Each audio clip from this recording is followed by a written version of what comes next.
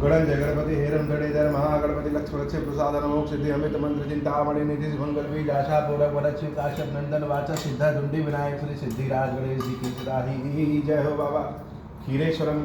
हे भगवान शंकर, आप ऋण पातक दुर्भाग्य और दरिद्रता की निवृत्ति के लिए तथा संपूर्ण पापों का नाश करने के लिए मुझ पर प्रसन्न होइए। मैं दुख और शोक की आग में जल रहा हूँ, संसार भय से पीड़ित हूँ, अनेक प्रकार के रोगों से व्याकुल और दीन हूँ। खीरेश्वर मेरी रक्षा कीजिए। देव देवेश्वर, सबको निर्भय कर देने वाले महादेव जी, आप यहाँ पधारिए और मेरी की हुई इस पूजा को पार्वती जी के साथ ग्रहण कीजिए, मेरा मंगल करिए। महादेव शिव शंभो। जो सुमिरत सिद्धि होई गणनायक करिबर बदन, करहु अनुग्रह सोई बुद्धिरास शुभ गुण सदन। बंदौ गुरुपद पदुम परागा, सुरुचि सुवास सरस अनुरागा। मंगल भवन अमंगल हारी, उमा सहित जहि जपत पुरारी। सुमिर शिवा शिव पाई पसाऊं, बरनौ रामचरित चित चाऊं।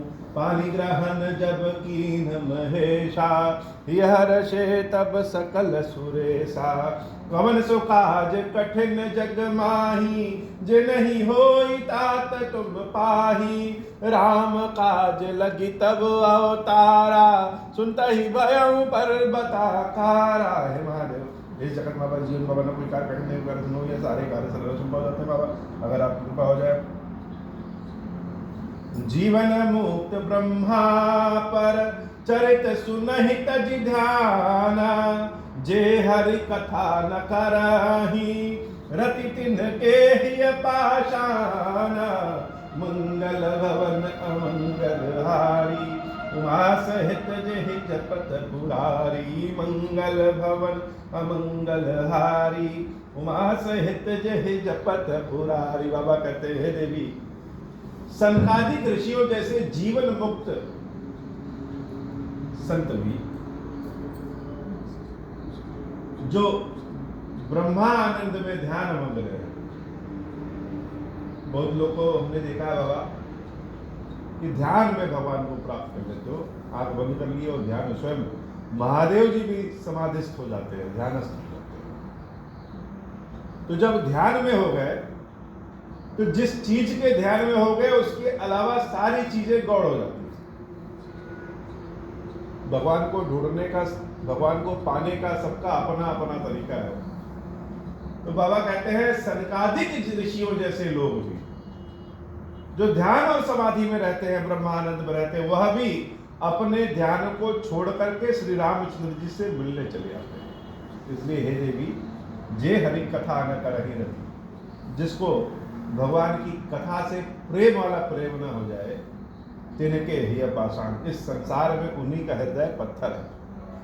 भगवान की कथा से अगर प्रेम नहीं है, भगवान की कथा सुनने की इच्छा नहीं है, भगवान रघुनाथ जी का नाम लेने की इच्छा नहीं है, तो हृदय नहीं, वह पत्थर है। मंगल भवन अमंगल हारी, उमा सहित जहि जपत पुरारी। जैसे इतना भी कोई पत्थर दिल व्यक्ति हो, सामने कोई छोटा बच्चा हंस रहा है, किलकारी कर रहा है, अपना खेल खेल रहा है, तो ध्यान उस बच्चे की ओर हो ही जाता है। खड़ूस से खड़ूस आदमी भी बच्चे से बच्चे की भाषा में बात करेगा, और जो बच्चों से भी बच्चों की भाषा में ना बात करे, अपनी खड़ूसपन रखे रहे, वही पत्थर है। उसी तरह भगवान की कथा है। अयोध्या में राजा राम है और चारों ओर आनंद, तरह तरह के उत्सव हो रहे हैं, शास्त्रार्थ हो रहे हैं, वेद पुराण पे चर्चा, ईश्वर पे चर्चा, कथा पे चर्चा, नीति धर्म पे चर्चा। बेरोजगारी कहीं नहीं है, बिना मौसम के न बरसात है, न गर्मी है, न शीत ऋतु है। जिसकी जहां जैसी आवश्यकता है वह सब वहां पे, और जीवन आनंद में व्यतीत हो रहा हो। लगी नहीं रहा है कि यह त्रेता है, सतयुग की तरह लगी नहीं रहा है कि धरती है, स्वर्ग की तरह, वैकुंठ की तरह बिना कुंठा के आनंद है। तो एक बार की बात है कि भगवान ने सबको बुलाया, श्री रामचंद्र जी सबको बुलाए, बहुत विद्वानों को, गुरु को, अयोध्या वासियों को भी बुलाए। एक बार रघुनाथ बुलाए, गुरुद्विजपुर वासी सब आए। बैठे गुर मुनि अरु द्विज सज्जन, बोले बचन भगत भव भंजन। मंगल भवन अमंगल हारी, उमा सहित जेहि जपत पुरारी। सबको बुलाया, सब सुनेगी। राजा रामचंद्र जी बुला रहे हैं, सब दौड़े भागे चले गए। जैसे कि सोना चांदी बटने वाला है, भंडारा होने वाला है, तो अब राजा ने बुलाया है तो जाने जाना है। और राजा ने बुलाया है तो भयवश जाना है या प्रेमवश जाना है, यह राजा के व्यवहार पर निर्भर करता है। तो भगवान ने सबको बुलाया, सब लोग दौड़े दौड़े प्रभु के पास गए और सबके बीच में बैठ करके प्रभु अपनी ओर से कह रहे हैं, सुनहु सकल पुर जन मम बानी, कहूँ न कछु ममता उर आनी। नहीं अनीति नहीं कछु प्रभुताई, सुनहु करहूँ जो तुम्हारी सहाई। हे नगरवासियों, मेरी बात सुनिए। और कौन सी बात है? सुनहु सकल पुरजन मम बानी। किसी एक को नहीं उन्होंने व्याख्या किया कि हे गुरुदेव मेरी बात सुनिए, हे माताएं मेरी बात सुनिए, सबको एक बराबर मान लिया और कहा सकल पुरजन मम बानी। सभी लोग, नए पुराने जितने भी लोग अयोध्यावासी हैं, सब मेरी बात सुनिए। मम बानी, और यह बात जो हम कह रहे हैं, कहा न कछु ममता उर आनी, यह मत सोचिए कि हृदय में आप लोगों के लिए ममता है इसलिए कह रहे हैं। जो बात सत्य है, जो हमको प्रतीत होता है, वह कह रहे हैं। नहीं अनीति नहीं कछु प्रभुताई, सुनहु करहूँ जो तुम्हारी सुहाई। जो कह रहे हैं वो अनीत की बात नहीं है, और हम राजा हैं इसलिए वे नहीं कह रहे, जबरदस्ती नहीं है। आपको मेरी बात अच्छी लगे तो करिए और ना अच्छी लगे तो न करिए। तो बात कौन सी है? राजा रामचंद्र जी ऐसी बात कह रहे हैं तो सारे लोग हाथ जोड़ करके खड़े हो कि क्या बात है। सोई सेवक प्रियतम मम सोई, मम अनुशासन माने जोई। और मेरा सेवक वही है, मेरा प्रियतम वही है जो मेरा अनुशासन माने। आज्ञा की बात नहीं कर रहे, अनुशासन पे। भगवान किसकी बात कर रहे हैं? अनुशासन, शासनादेश की बात नहीं कर रहे। शासनादेश ऊपर से थोपा जाता है और अनुशासन भीतर से आता है। बड़ों के सामने मर्यादा से बात करना, लाइन में चलना, अपने कार्य को सही समय करना, यह अनुशासन। और आदेश मिल जाए, कोई डंडा लेके खड़ा रहे कि लाइन से कोई बाहर ना निकले, यह शासनादेश है। तो भगवान ने शासनादेश की बात नहीं कही कि राजा के रूप में नहीं, व्यक्ति के रूप में भी मुझे वह सबसे ज्यादा प्रिय है जो मेरे अनुशासन को मानता है। मम अनुशासन माने जोई। अब मेरा अनुशासन क्या है? मेरा अनुशासन है कि अनीति न करे कोई, कड़वे शब्द न बोले कोई, अयोध्या में गंदगी न फैलाए कोई, दूसरों पे जुल्म पाप न करे कोई, और भी वह सारे कार्य करे जिससे दूसरों का भला। यह मेरा अनुशासन। तो मुझे प्रिय कौन है? मेरे अनुशासन को जो माने। यह बड़ी गुड़ बात कही भगवान ने। हम भगवान के नाम का सुमिरन करते हैं, हम भगवान के नाम का सहस्त्र बार जप तप करते हैं, हवन आदि सब कुछ करते हैं, फूल पुष्प प्रसाद भोग सब चढ़ाते हैं। तो क्या भगवान लालची है कि हम अगर नहीं चढ़ाएंगे तो भगवान नहीं मानेंगे और चढ़ा देंगे तो मान जाएंगे? तो यह सब करते क्यों है? इतना अनुष्ठान, इतना तप जप हवन नियम, सुबह उठना दोपहर में आना, इतना करने की आवश्यकता क्या है? भगवान लालची तो है नहीं, जैसे हम अपने सामने एक पुस्तक रख लें, श्री रामचरितमानस की पुस्तक रख लें, और हम सोचें कि पुस्तक रखने भर से हमको सारी शक्ति मिल जाए, सारी भक्ति मिल जाए, सारा ज्ञान मिल जाए, तो ऐसा संभव नहीं। जब तक हम पुस्तक का अध्ययन नहीं करेंगे, दर्शन के साथ, भाव के साथ नहीं सुनेंगे, सिद्ध नहीं करेंगे, बोलेंगे नहीं, सुनेंगे नहीं, तब तक यह रामचरितमानस की पुस्तक एक पुस्तक है। और जिस दिन सीख गए, भाव समझ गए, यह अथाह ऊर्जा की भंडार है, इसको अपने हृदय में समाहित कर ले। तो जो इस पुस्तक को अपने हृदय में समाहित कर लेगा, उसके लिए यह पवित्र है। और जिसके हृदय में समाहित नहीं है, उसके लिए जैसे दूसरी किताब, वैसे यह रद्दी के भाव बेचते। सारे विद्यार्थी भौतिक की, रसायन की, गणित की किताब रखते हैं, और जो उनको आत्मसात कर लेता है वह अज्ञानी बन जाता है। तो भगवान ने कहा मम अनुशासन, पूजा पाठ की बात नहीं है। यह सारी पूजा पाठ पद्धति, जप तप हवन सिर्फ इसलिए है कि हृदय में श्रद्धा और विश्वास जागृत हो जाए। और श्रद्धा और विश्वास जैसे ही जागृत हुआ, तो पूरी ठंडी आ गई, सारा कार्य, सारी पूजा, तपस्या तब जाकर के सिद्ध हो। अगर श्रद्धा और ज्ञान नहीं हुआ, श्रद्धा विश्वास ही नहीं हुआ, तो क्या होगा?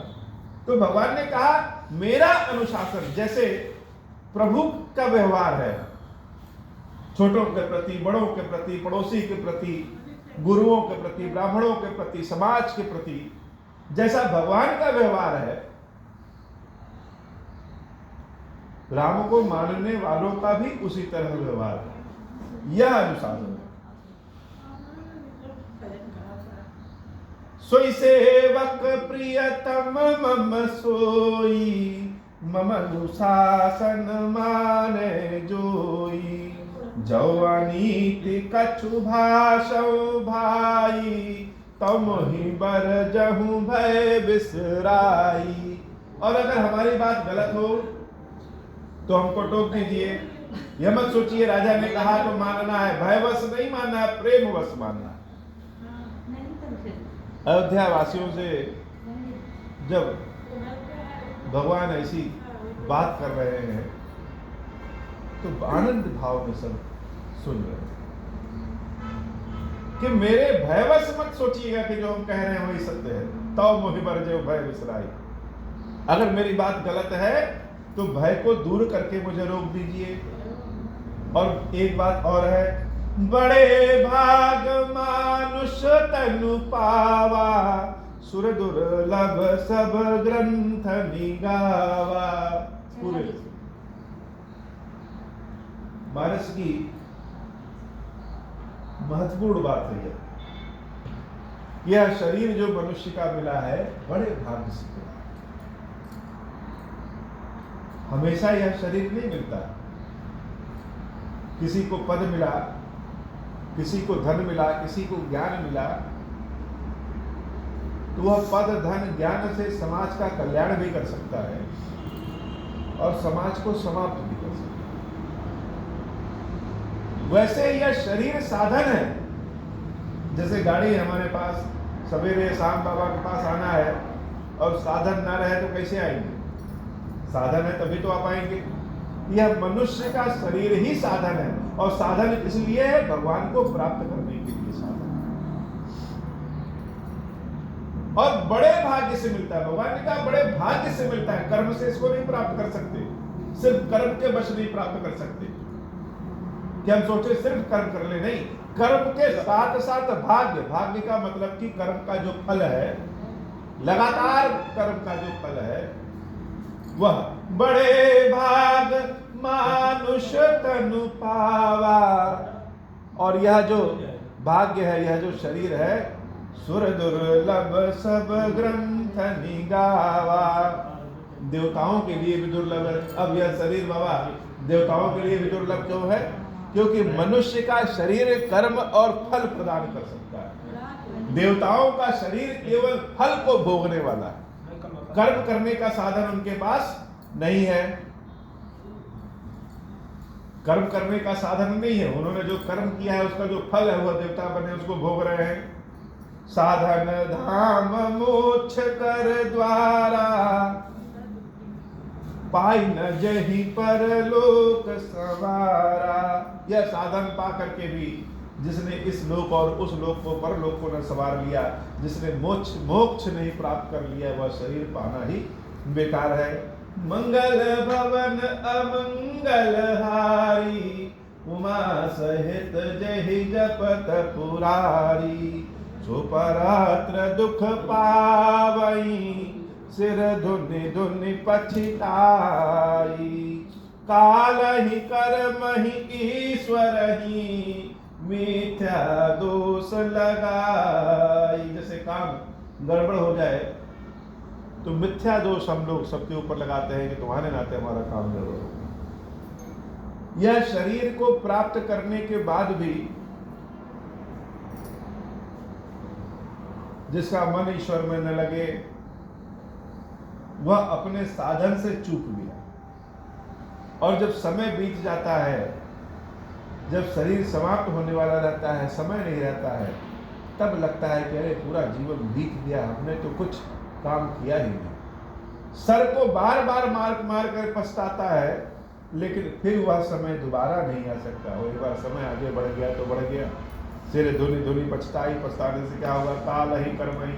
तब हम समय को, अपने कर्म को, ईश्वर को, कि भगवान ही हमारे साथ बहुत बुरा कर दिए, मिथ्या दोष लगाई, सब पे मिथ्या दोष लगाई। मंगल भवन अमंगल हारी, उमा सहित जहि जपत पुरारी। मंगल भवन अमंगल हारी, उमा सहित जहि जपत पुरारी। बाबा आज की बताई। अब हो प्रसन्न प्रभु मोह पर, नाथ दीन पर नेहु। निज पद भगति देहु प्रभु, पुनि दूसर बर देहु। तब माया वश जीव जड़, संतत फिरहि भुलाना। हम पर क्रोध न करिय प्रभु, कृपा सिंधु भगवान। शंकर दीन दयाल, अब हम पर हो कृपाल। साप अनुग्रह होय जहि विधि, नाथ थोरहि काल। दीन दयाल विरुद्ध संभारी, हरहु नाथ मम संकट भारी। जय विधि होई नाथ हित मोरा, करहु सुबेगी जानी दास मैं तोरा। राम राज बैठे त्रैलोका, हर्षित भय गए सब शोका। मंगल भवन अमंगल हारी, उमा सहित जय जपत पुरारी। बोले श्री गिरीश्वर महादेव जी, श्री भैया जी की सदा ही जय हो बाबा।